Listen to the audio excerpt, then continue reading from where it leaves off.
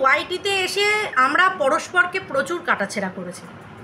এই কাটাছেঁড়ার দিনগুলো যদি আমরা ভুলে যাই সেটা ঠিক হবে না। কেন বলো তো? অতীতে করা আমাদের ভুলগুলো আমরা যদি মনে রেখে দিই, বর্তমানে বা আগামী ভবিষ্যতে সেম ভুলগুলো যাতে আমরা না করি কারোর সাথে বিনা কারণে, সেই জিনিসটা আমাদের মাথায় না ঘন্টার অ্যালার্মের মতন টং টং করে নাড়া দেয় যে এই ভুলগুলো কিন্তু আমরা করেছি, আগামী দিনে যেন না করি। ইভেন যারা এই ভুলগুলো করছে তাদেরকেও যেন সৎ বার্তা দিতে পারি যে তোমরাও এই ভুলগুলো করো না। আজকে এমন একটা কথা শুনলাম, দেখো, শত্রু মিত্র নির্বিশেষে আমরা কোনোদিনও কারোর শেষ দেখতে চাই না। আমি চাই না, আর আমি গ্যারেন্টি সহকারে বলতে পারি আমার ক্রিয়েটাররাও কখনো চায় না, কখনো চায় না যে কেউ শেষ হয়ে যাক। ওয়াইটিতে আছি, আমরা পরস্পরের সাথে প্রচুর লড়েছি, লড়ে দাঁড়িয়ে আছি। নিজেকে শেষ করে দেওয়া বড্ড মূর্খামি, বড্ড বোকামি। আমি আজকে এই জায়গাটা কেন রিলেট করতে পারছি, আমি নিজের একটু পুরনো দিনে ফিরে যাব। তার আগে বলি, welcome back to my channel. কেমন আছো তোমরা সবাই? আশা করি সবাই ভালো আছো। আমি খবরটা শোনার পর থেকে মনটা খারাপ লাগছে। দেখো, ফোকলা মানে সুদীপ্ত শত্রু না তো? হ্যাঁ, আমি বারবার একটা জিনিস বলেছি, ও যে কাজটা করেছে সেটা অন্যায় করেছে। একটা সংসার নষ্ট করেছে, অন্যায় করেছে। একটা সন্তানকে মাহারা করেছে, খুব বড় অন্যায় করেছে। তাই ওকে আমি কোনোদিনও ক্লিন চিট দিতে পারিনি, কখনো পারিনি। কারণ গামলার দোষের সাথে তার দোষটাও সমদোষে দোষী।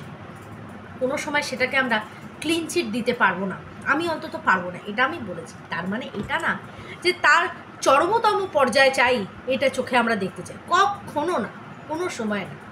আজকে একটু আগে আমি সুতোবার ভিডিওটা দেখলাম, যেখানে কিনা তার আগে বলি, সুতোবার ভিডিওর প্রথমে কয়েকটা কথা বলেছে, আমি শুনছিলাম কারোর উদ্দেশ্যে, একদম সঠিক কথা বলেছে। এখন যে জায়গায় এসে আমরা দাঁড়িয়ে আছি না, অনেকেরই অনেক রকম প্রবলেম, অনেক প্রবলেম, যে কেন এরা একটা সময় পরস্পরকে এত কিছু বলার পরে কেন তারা আবার ঠিক হয়ে গেছে। এরা অনেকে এই জিনিসটাকে না পজিটিভলি নিতে পারছে না। তারা এই খাওয়া খাই, কামড়া কামড়ি, মারামারিটা স্টিল এখনও মনে হয় দেখতে চায়। তো যারা এরকম আগুনে ঘি ডালার কাজ করছে, আমার মনে হয় সেই ঘিটা বাসি, পচা, নষ্ট হওয়া ঘি। আমার মনে হয় না ওতে বেশি দূর কোনো কাজ হবে। এবার চলে আসি মেন বিষয়। তো আমি শুনলাম যে এরকম, দেখো, সুতোপার কাছে যেহেতু সুদীপ্তর নাম্বার আছে, তো যথারীতি হোয়াটসঅ্যাপে স্ট্যাটাসের সমস্ত কিছু ও দেখতে পায়। এবার আমরা তো আর সেটা দেখতে পাই না। আমি ইনস্টা চেক করলাম, কিছু বুঝতে পারলাম না। আমি ফেসবুক চেক করলাম, তখনও কিছু দেখতে পেলাম না সেইভাবে। বাট ও শুনলাম যে হোয়াটসঅ্যাপে এই জিনিসটা দিয়েছে। এবার বক্তব্য হচ্ছে কি দিয়েছে, এই যে বালিশের নিচে রেখে যাওয়া একটা শেষ চিঠি, যে আজকে আমি যদি এরকম কোনো ঘটনা ঘটাই, আমার এর জন্য কেউ দায়ী থাকবে না। আজকে এই জায়গাটা আমি কেন রিলেট করতে পারলাম না, একটা সময় ওয়াইটির এমন একটা চরমে চলে গেছিলো, যেদিন ফার্স্ট আমি শুনেছিলাম যে এক দিদিভাই আমাকে ফোন করে হঠাৎ করে দুপুরবেলা বললো, রিম্পা, তোমাকে না, তোমার ভিডিও নাকি পর্ন সাইডে। তোমরা ভাবতে পারবে না, সেই দিনটায় আমার পায়ের তলা থেকে এমনভাবে জমিন সরে গেছিলো না। সেদিন ওই নিজেকে শেষটুকু করে দেওয়া ছাড়া মাথায় কিছু আসছিল না। আমাদের প্রত্যেকের জীবনে এরকম চরম পরিস্থিতি আসে।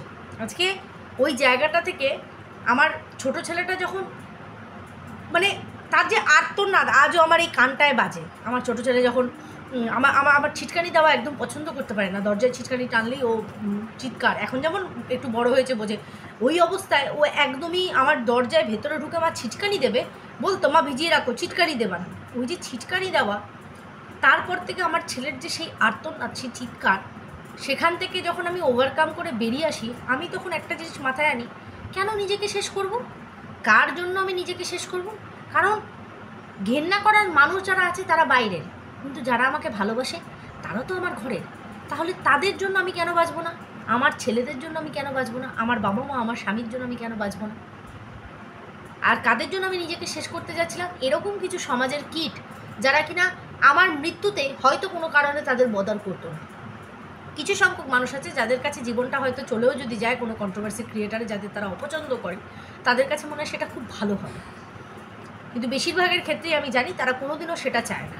আজকে সুদীপ্তকেও একটা কথা বলতে চাই, ফকলু, আহারে কি কষ্ট। দেখ ফকলু, জীবনে এরকম উথাল পাথাল অনেক যায়, তুই এতটুকুতে এইরকম হয়ে পড়ছিস, মূর্ছা যাচ্ছিস, তাহলে তো সন্দীপ তোর থেকে অনেক স্ট্রং, অনেক স্ট্রং।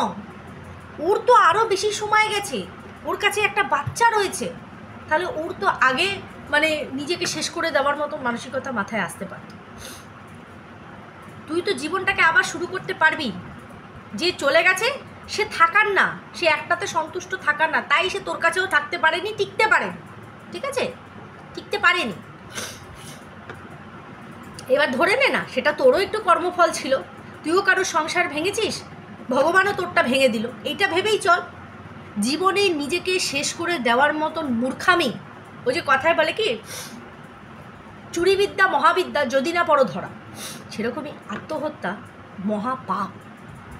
এই পাপ কোনো সময় করিস না, কোনো সময়ের জন্য করিস না, কারণ জীবনের সবচেয়ে আপন মানুষ মা বাবা।